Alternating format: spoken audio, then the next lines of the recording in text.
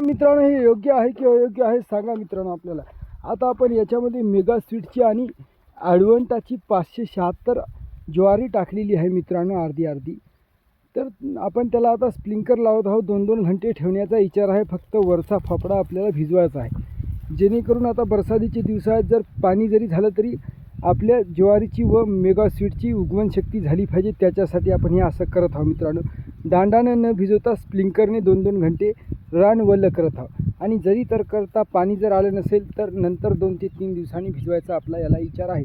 तर हे योग्य आहे की अयोग्य, आपल्या ज्वारीची उगवण चांगली होईल की नाही हे आपल्याला कमेंटमध्ये तुमच्या अनुभवानुसार सांगा मित्रांनो.